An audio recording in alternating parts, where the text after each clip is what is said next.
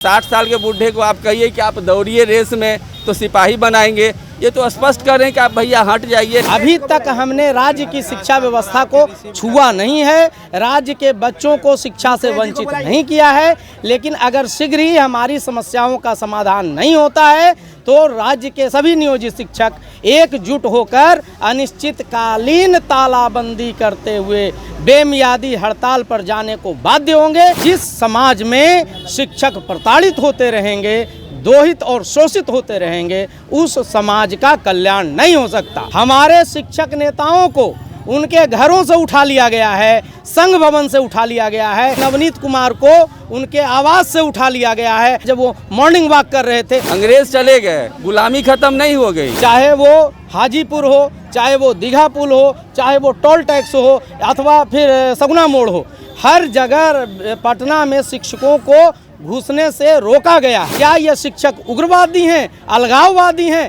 या कोई क्रिमिनल हैं? इनके साथ ऐसा सलूक क्यों किया गया? मैं आपके चैनल के माध्यम से सीधे सरकार पर ये आरोप लगाता हूँ कि राज्य सरकार की मंशा है कि राज्य के गरीब और वंचित वर्ग के बच्चे शिक्षा से महरूम हो जाएं, क्योंकि यह सरकार शिक्षकों को प्रताड़ित करने वाली सरकार है, यह शिक्षकों का भयादोहन करने वाली सरकार है। और जिस समाज में शिक्षक प्रताड़ित होते रहेंगे, दोहित और शोषित होते रहेंगे, उस समाज का कल्याण नहीं हो सकता। ये अध्यापक नियुक्ति नियमावली सरकार के द्वारा लाई गई है, ये पूरे का पूरे गलतियों का पुलिंदा है। आमतौर पर आज तक ऐसा होता आया है कि जब भी कोई नियुक्ति नियमावली बनती है तो उसके पूर्व की नियुक्ति नियमावलियों का समावेश उसमें कर दिया जाता है। ये पहली अनूठी नियमावली है जिसमें नियोजित शिक्षकों को राज्यकर्मी का दर्जा न देते हुए उनको नियोजन इकाई के अंतर्गत रखा गया। ये चरणबद्ध आंदोलन का पहला चरण है, जिसके तहत हम लोगों ने सरकार के महापंचायत के सामने यानी विधानसभा के सामने अपनी उपस्थिति दर्ज की है। अभी तक हमने राज्य की शिक्षा व्यवस्था को छुआ नहीं है, राज्य के बच्चों को शिक्षा से वंचित नहीं किया है, लेकिन अगर शीघ्र ही हमारी समस्याओं का समाधान नहीं होता है तो राज्य के सभी नियोजित शिक्षक एकजुट होकर अनिश्चितकालीन तालाबंदी करते हुए बेमियादी हड़ताल पर जाने को बाध्य होंगे और इसकी सारी जिम्मेवारी राज्य सरकार की होगी। राज्यकर्मी का जो दर्जा देने की मांग हमारी है, ये हमारी चिर प्रतीक्षित और चिर लंबित मांग है। ये लंबे समय से हम लोग उठाते रहे हैं।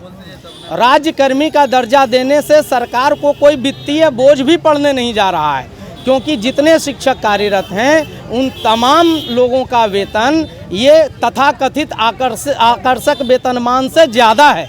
ऐसी स्थिति में राज्य के शिक्षकों को वेतन संरक्षण का लाभ देते हुए उन्हें अविलंब राज्यकर्मी का दर्जा दिया जाए। अगर ऐसा नहीं होता है तो हम और जोरदार संघर्ष करेंगे। रही बात आज के आंदोलन की, तो मैं आपके चैनल के माध्यम से बताना चाहता हूँ कि आज सरकार के द्वारा जो दमन चक्र चलाया गया है, ये भी एक काला अध्याय के रूप में लिखा जाएगा। हमारे शिक्षक नेताओं को उनके घरों से उठा लिया गया है, आवास से, उनके कार्यालय से उठा लिया गया है, संघ भवन से उठा लिया गया है, सड़क पर से उठा लिया गया है।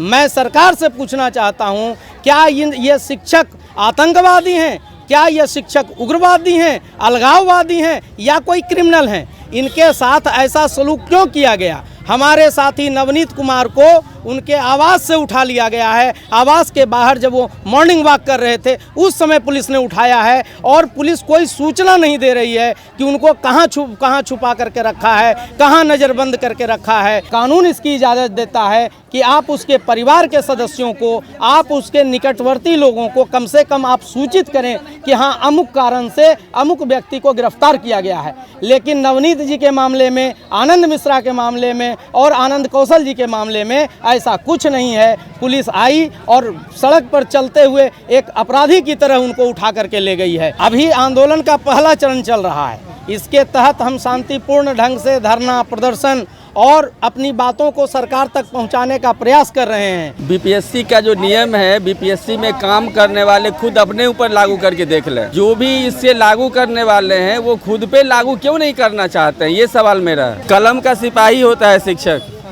हाथ में कलम के सिवाय कुछ नहीं रहता है। ये सत्ता के नज़र में क्या दिखता है वो तो सत्ता बताए। जो लोग अभी वोट के समय में हम लोग के सामने हाथ जोड़ के खड़े होते हैं, थोड़े ही दिन के बाद आएगा तो बताएंगे कि भाई आपके पास कितना वोट है, जरा मेरे साथ हो जाइए। ये अगले को सोचना चाहिए कि गलत पे क्यों चलाना चाह रहे हैं। शिक्षकों के साथ सौतेला व्यवहार वो कर रहे हैं तो क्यों? अंग्रेज चले गए, गुलामी खत्म नहीं हो गई, आज भी गुलामी है और ये लोग शिक्षक को गुलामी बनाने का एक नया फंडा है। समान कान का समान वेतन नहीं दे रहे हैं, एक अलग से नियमावली चला रहे हैं। अब 60 साल के बूढ़े को आप कहिए कि आप दौड़िए रेस में तो सिपाही बनाएंगे, ये तो स्पष्ट कर रहे हैं कि आप भैया हट जाइए। ऐसे नहीं, ऐसे नाक दो तरह से छुआ जाता है ना, ऐसे नहीं छुए, घुमा के छू रहे हैं। तेजस्वी यादव जी लंबे रेस के घोड़े हैं और अगर आप अपने प्रण पत्र से, घोषणा पत्र से पलटते हैं तो फिर आपका ये राजनीतिक कैरियर है, समझिए कि उस पर ये दाग लगना तय है और इसका असर निश्चित तौर पर पड़ेगा। आप जिस मुद्दे को उठा करके तेजस्वी जी बिहार के जनता के बीच हीरो बने, उसी मुद्दे को कुचल करके अब उनको क्या बनाना चाहते हैं ये नीतीश जी से अच्छा कौन जान सकता है। हम तो समान काम समान वेतन को भूल ही गए हैं। हम तो कह रहे हैं, सीधी सी बात कह रहे हैं कि अगर एक विद्यालय है तो उसमें एक कैडर रहना चाहिए। एक थाना में जो है आप केंद्रीय पुलिस भी बैठा दीजिए, आप जो है पंचायत का एगो नया बहाल करके पुलिस बैठा दीजिए, आप बिहार सरकार का एगो पुलिस बैठा दीजिए। ये गलत है नीतीश जी। हम इतना ही कह रहे हैं कि एक विद्यालय एक कैडर रखिए। चाहे किसी की सरकार हो, ऐसी कोई पार्टी नहीं है जिसने हम लोगों को ठगा नहीं है। हर बार शिक्षक राजनीति का शिकार होते आए हैं।